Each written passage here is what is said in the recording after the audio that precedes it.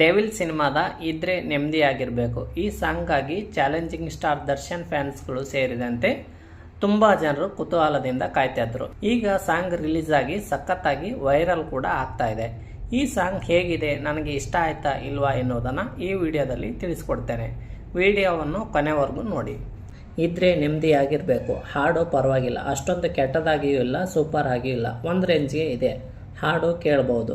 ಹಾಡಿನ BGM ಸಖತ್ತಾಗಿದೆ. ಥಿಯೇಟರ್ನಲ್ಲಿ D-boss ಫ್ಯಾನ್ಸ್ಗಳು ಅಬ್ಬರಿಸಬಹುದು. ಇನ್ನು ಸಾಹಿತ್ಯ ಸ್ವಲ್ಪ ಡೆವಲಪ್ ಮಾಡಿದರೆ ಚೆನ್ನಾಗಿರೋದು. ಈ ಹಾಡು ತುಂಬ ವೈರಲ್ ಆದ ದರ್ಶನ್ ಅವರ ಒಂದು ಡೈಲಾಗನ್ನು ಇಟ್ಟುಕೊಂಡು ಮಾಡಿರುವಂಥದ್ದು. ಒಂದು ರೀತಿಯಲ್ಲಿ ದರ್ಶನ್ ಅವರು ತಮ್ಮ ಫ್ಯಾನ್ಸ್ಗಳಿಗೆ ಹೇಳಬೇಕಿರುವ ವಿಷಯವನ್ನು ಈ ಹಾಡಿನ ಮೂಲಕ ಹೇಳಿದ್ದಾರೆ ಅಂತ ಅನಿಸುತ್ತೆ. ಇನ್ನು ಅನಿರುದ್ಧ್ ಶಾಸ್ತ್ರಿ ಅವರು ತಮ್ಮ ಲಿರಿಕ್ಸ್ ಮೂಲಕ ದರ್ಶನ್ ಅವರ ಕ್ಯಾರೆಕ್ಟರನ್ನು ಚಿತ್ರಿಸುವುದಕ್ಕೆ ಪ್ರಯತ್ನ ಮಾಡಿದ್ದಾರೆ.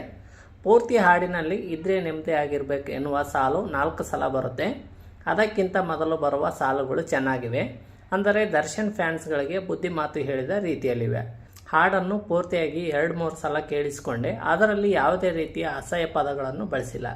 ಜೀವನದಲ್ಲಿ ಕಷ್ಟಪಟ್ಟರೆ ಚೆನ್ನಾಗಿರ್ಬೋದು, ಮತ್ತು ಬೇರೆಯವರು ಮಾತನಾಡುವ ಬಗ್ಗೆ ತಲೆ ಕೆಡಿಸ್ಕೋಬಾರ್ದು ಎನ್ನುವುದನ್ನು ಹೇಳುವ ಪ್ರಯತ್ನ ಮಾಡಿದ್ದಾರೆ. ಇನ್ನು ಈ ಸಾಂಗ್ನಲ್ಲಿ ದರ್ಶನ್ ಅವರು ಬಳಸುತ್ತಿದ್ದ ಕಾಮನ್ ವರ್ಡ್ಸ್ಗಳಾದ ಆ್ಯಕ್ಚುಲಿ, ಚಿನ್ನ ಎನ್ನುವ ಪದಗಳನ್ನು ಕೇಳಬಹುದು.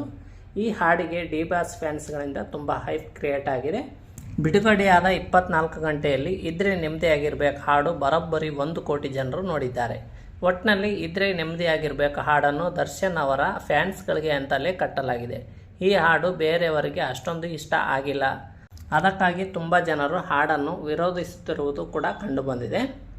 ಇದ್ರೆ ನೆಮ್ಮದಿಯಾಗಿರ್ಬೇಕು ಹಾಡಿನಿಂದ ಡೆವಿಲ್ ಸಿನಿಮಾದ ಯಶಸ್ಸು ಕೂಡ ನಿಂತಿದೆ ಅಂತ ಹೇಳ್ಬೋದು. ಯಾಕಂದರೆ ಈ ಹಾಡು ಡೆವಿಲ್ ಸಿನಿಮಾದ ಮೊದಲ ಹಂತದ ಪ್ರಮೋಷನ್ ಆಗಿದೆ.